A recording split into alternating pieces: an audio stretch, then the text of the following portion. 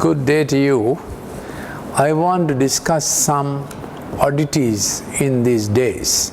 We are all worried about COVID-19 infection. Where did this come from? Now there is a real issue going on that if bat virus, coronavirus, did a self-improvement to be able to penetrate into human beings, it is a chimeric kind of change, that is existing virus becoming more pathological, more virulent. Now the thing is, there's a principle in virology that unless someone handles with molecular tools, a virus will not develop mutations that improve itself. So it's a principle with mutation that when natural things undergo mutation, the end product is worse than where it began. It does not produce continuity. So Professor Luke Montalcino has said, he's the professor who described the HIV virus, got the Nobel Prize for it. He has said this virus probably has been handled by molecular tools. But there are others who defend the issue and say, no, this virus came from a bat virus, either inside the bat did a mutation to be able to get into human beings, which is a very unlikely thing scientifically speaking. And there's also a history to this. Chimeric virology, that is where the virus, existing virus is taken, a backbone is taken, and things are done in a lab to make the virus worse pathologically, that it will have more evil effects or bad effects. That kind of research was prohibited.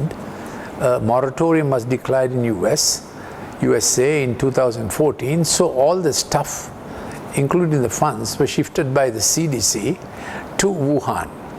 So there is a prelude to the Wuhan virus coming out. Whether it is unintentional accident, one does not know.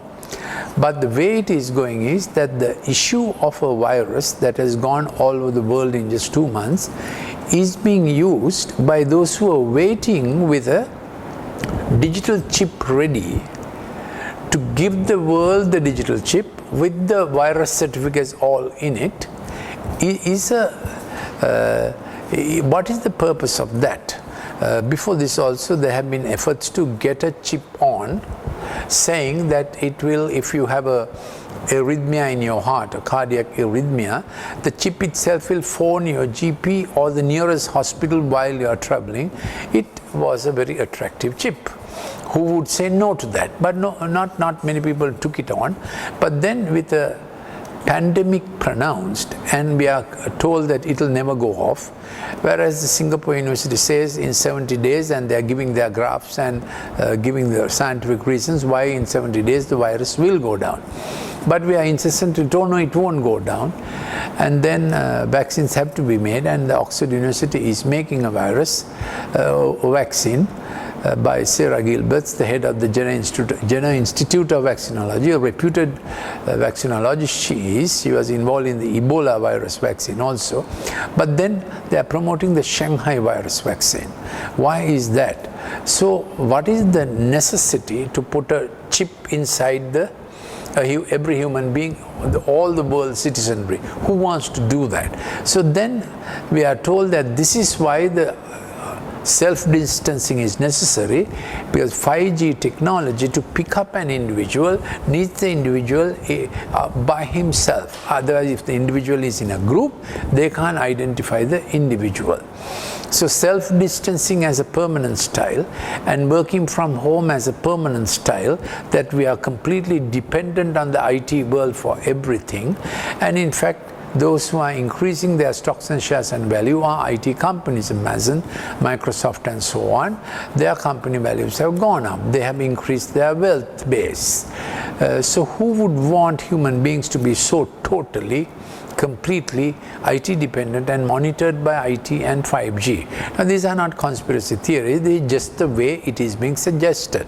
So at this point I had to tell you that the Word of God, which is called the Bible, now you may not believe it, it's just the way I didn't believe it some years ago, but then I did an examination and came to see that some of those things mentioned in that book has validity. So the last book of the Bible is called Revelation, meaning it purports to show what will happen in the world as the world goes on. So it gives in its chapter 13 verse 16, it says, a time will come that someone will convince the whole world, or try to get the world to be convinced that you must get a mark on your right hand or your right forehead. Now this digital certificate that is being offered agrees to that description. So it's a time you need to get hold of this book and read it and say, this Revelation chapter 13, what does it say? Just so that you might be scientific when there's a book that has already said it.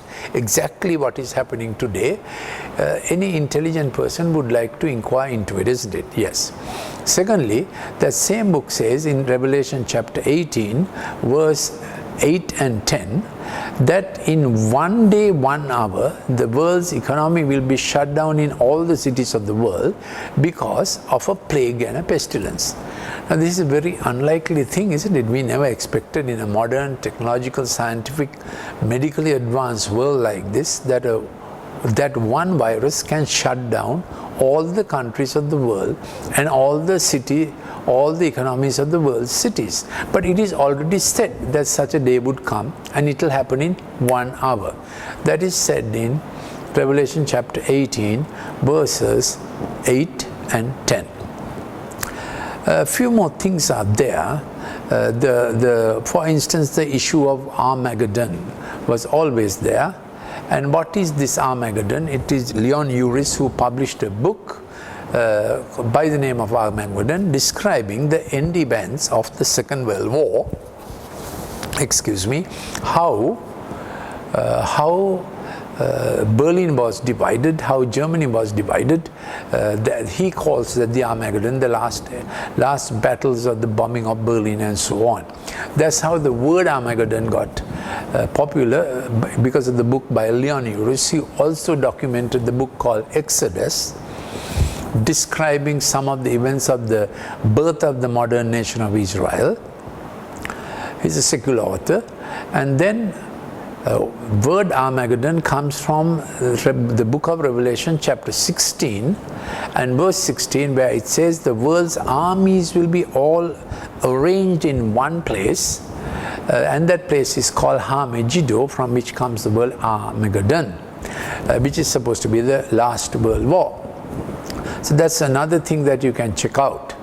You can also check out, this book says in Revelation chapter 9 that there will be locusts to such an extent that it will harass people and destroy the world's food supply. So that is another thing about locusts acting in that nasty way. We have always had locusts, but locusts threatening the world's food supply, as it has been happening in many African countries in the recent past. So some of those phenomena are recorded there. You may like to go in and see.